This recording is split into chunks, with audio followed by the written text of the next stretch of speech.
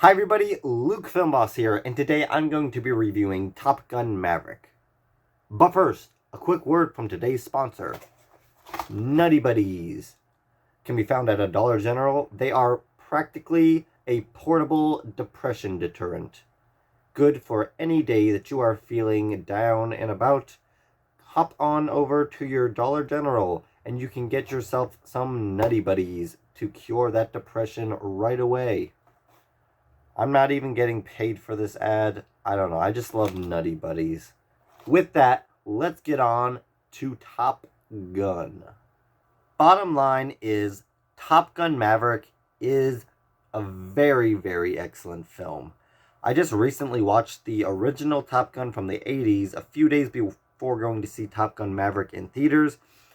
And the original Top Gun, it was a solid film. It was fun, but it was a little bit slow and boring and directionless at times. But in the end, it did get me to care about the characters and the relationships. And so it was a solid film. It wasn't great by any means. But Top Gun Maverick pretty much does everything right that Top Gun did wrong. And just makes everything just better.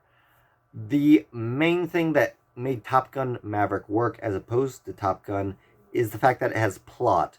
Very early on in Top Gun Maverick, we get a clear goal, a clear objective that our characters are going to work towards. There's this mission that is established, whereas in the original Top Gun, it was just all of them working at Top Gun to graduate.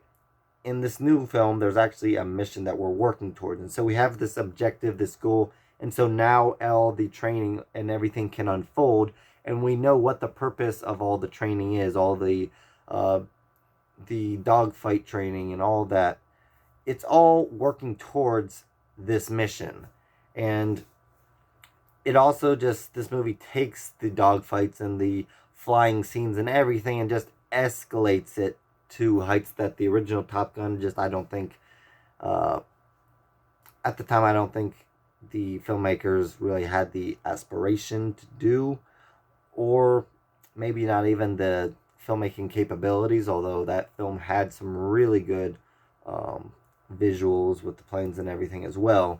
But this new film just makes everything more interesting, and each time that our characters get into the planes, there's always something unique about what's going on. It's not just flying. I don't want to spoil things, but it's been out for a while.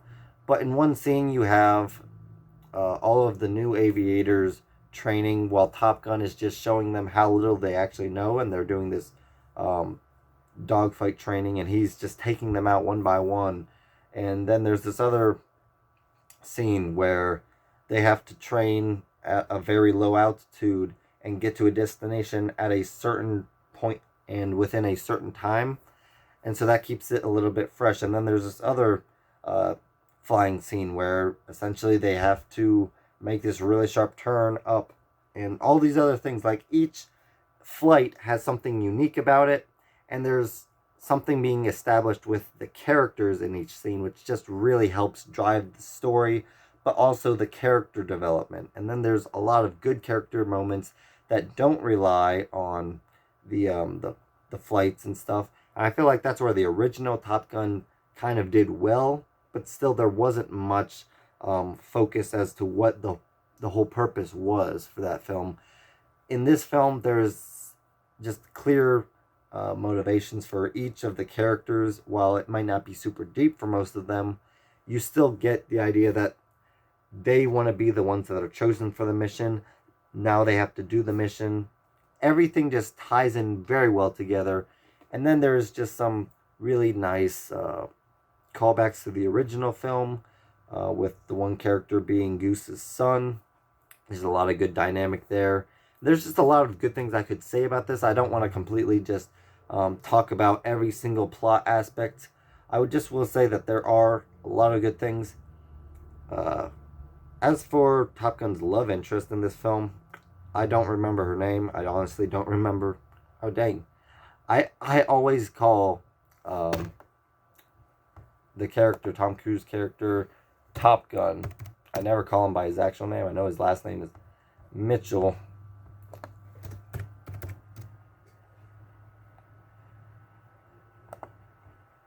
Pete Mitchell, which is also, he's called Maverick. But yeah, so I never really understood in this film when I watched it who the lady, who his love interest was, because she's, as far as I know, she's not in the first film. And so when I saw her, I thought, is this the same girl from the first film that he was fell in love with?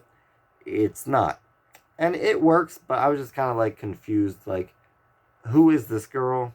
They introduced her, she has a daughter, all of this stuff. It was pretty good.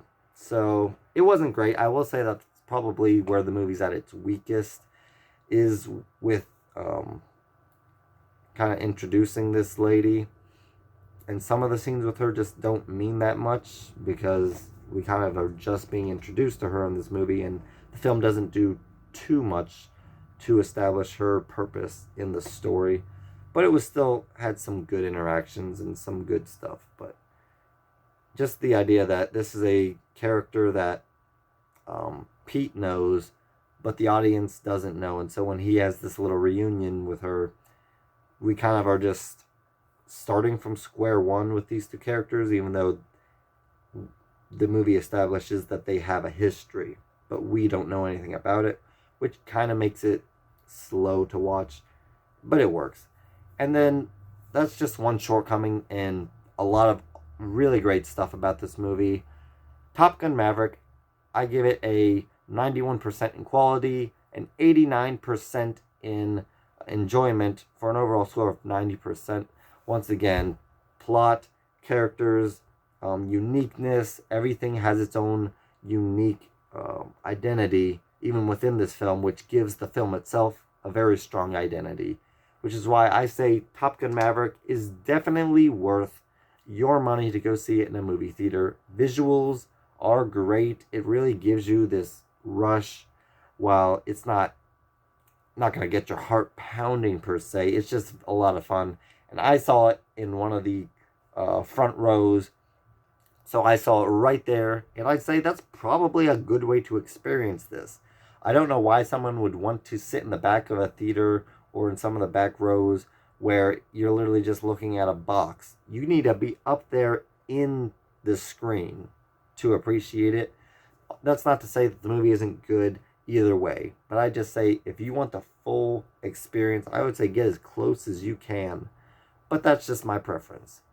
Thank you all for watching. Please like, comment, and subscribe, and hit that notification bell to help you be on the lookout for more videos from Luke Film Boss.